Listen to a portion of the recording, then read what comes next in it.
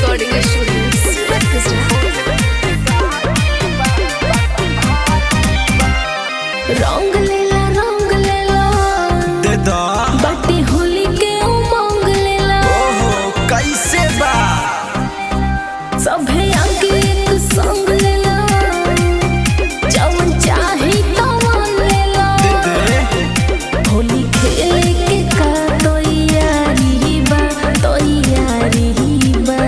तनी देखी जरा हले हमनी के छोट पिचकारी बा बाकी भारी बा सच का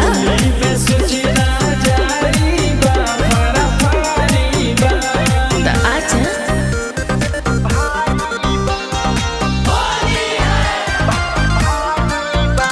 मिक्स बाय डीजे सहाबी।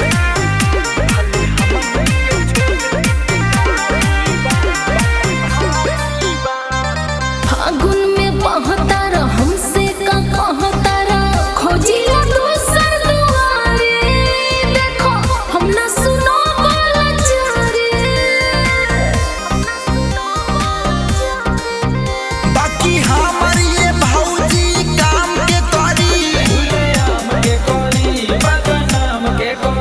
बाकी हमरा ओर से नामे हुकारी बा। हाँ तो दे दो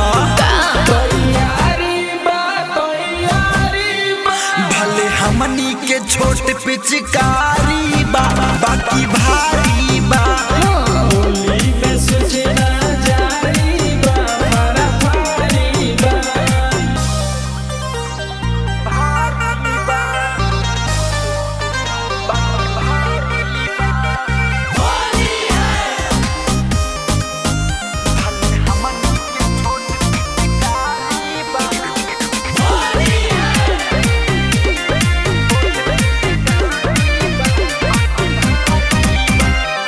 ना परेशान करा, छुके जियान करा, दिलीप दीवाना देव कारी।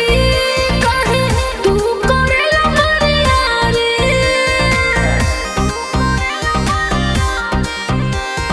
देवरा मुके सवा पे कर तू रहम तहरा माथा पर लिखाई रंगदारी बा। अरे आवहने सच भले हमनी के छोट पिचकारी